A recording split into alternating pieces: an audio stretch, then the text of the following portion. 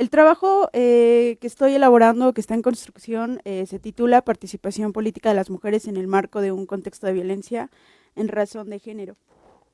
Y bueno, todo esto surge, este trabajo surge como una inquietud por analizar el fenómeno de la participación política de las mujeres en México a partir de revisar los avances tanto legales como en la vida práctica de las mujeres en materia de sus derechos político-electorales. Y esto implica, primero, revisar los avances instrumentales a partir de la normatividad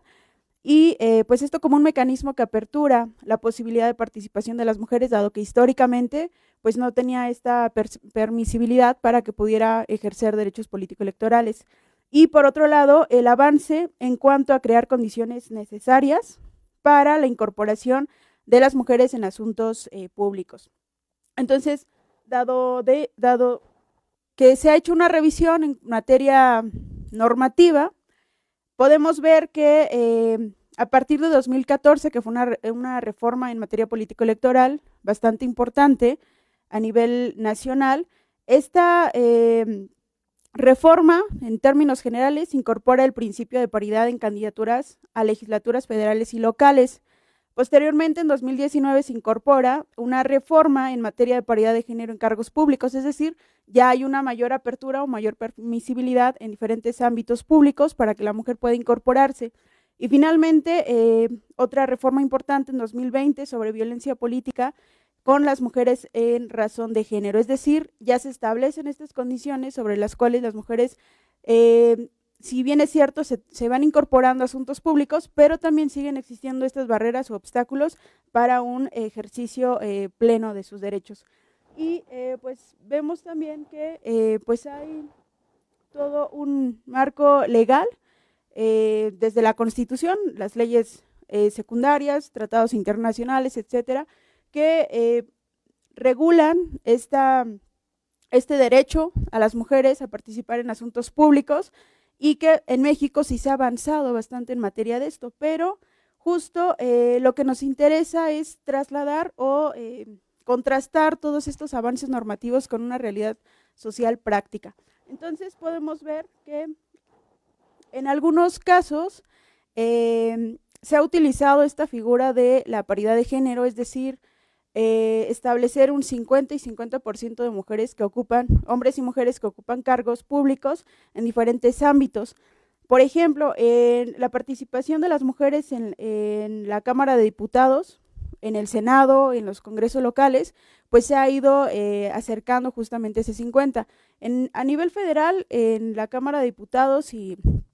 senadores, pues se ha logrado ese 50%. Obviamente en algunos procesos varía, ¿no?, por puntos porcentuales, pero a nivel local pues también se está buscando o se está pues acercando más a lograr esa paridad deseada, ¿no? Posteriormente, una vez que nosotros revisamos estos avances que se han tenido, vamos a ver que existen todavía una serie de condiciones que limitan el libre ejercicio de los derechos de las mujeres,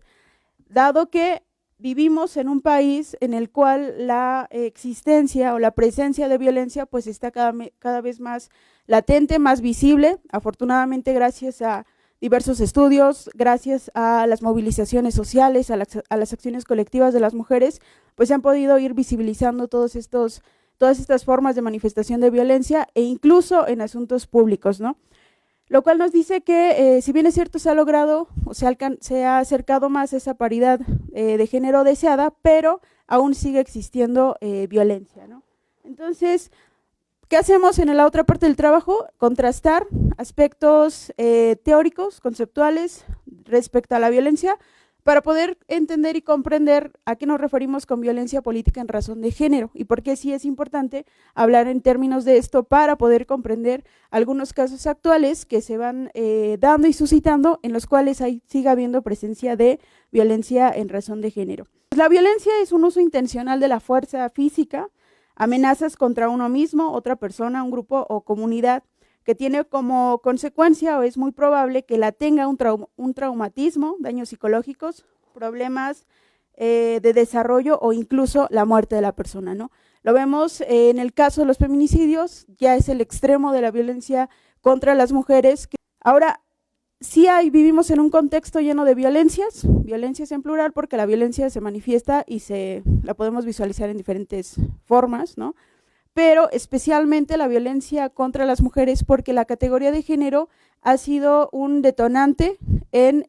términos de la forma en la que se destina y a quién va destinada esa violencia, que en este caso es a las mujeres. Entonces, la violencia contra las mujeres se da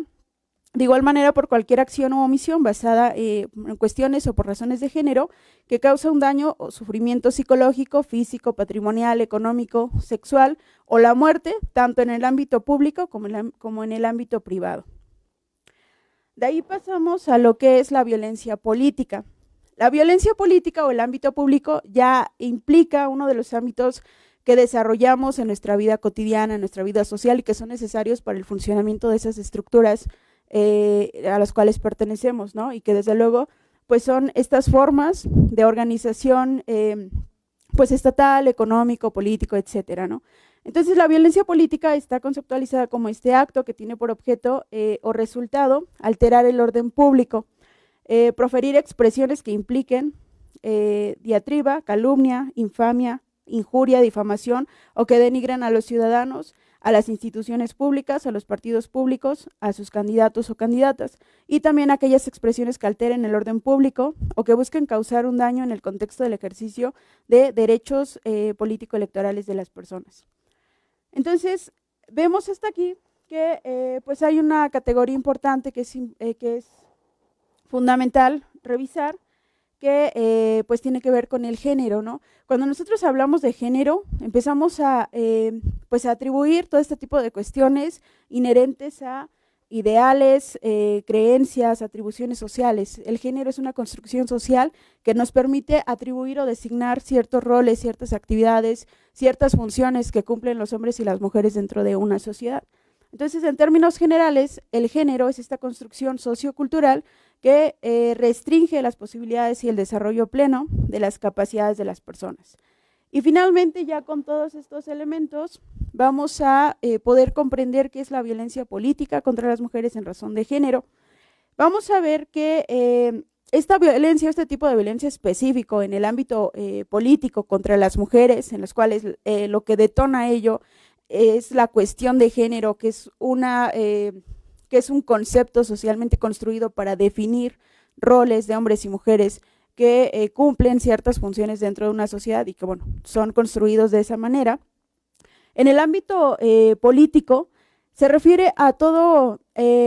acción u omisión, incluida la tolerancia, basada en elementos de género, obviamente estas construcciones socioculturales, ejercidas dentro de la esfera pública o privada y que tenga por objeto limitar, anular o menoscabar el ejercicio efectivo de los derechos político-electorales de una o varias mujeres, el acceso al pleno ejercicio de atribuciones inherentes a su cargo, labor o actividad, el libre desarrollo de la función pública, la toma de decisiones, la libertad de organización, entre otras. Entonces, vamos a ver cómo esta serie de omisiones, actos, acciones o tolerancias basadas en elementos de género van a ser estos actos dirigidos a una mujer por su condición de ser mujer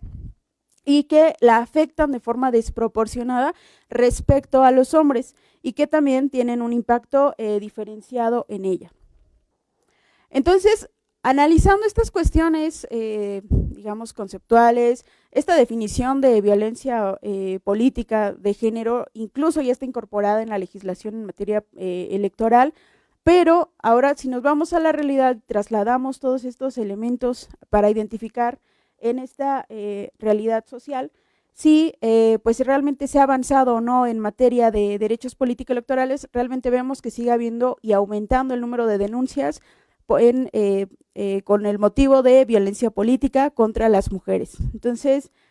nada más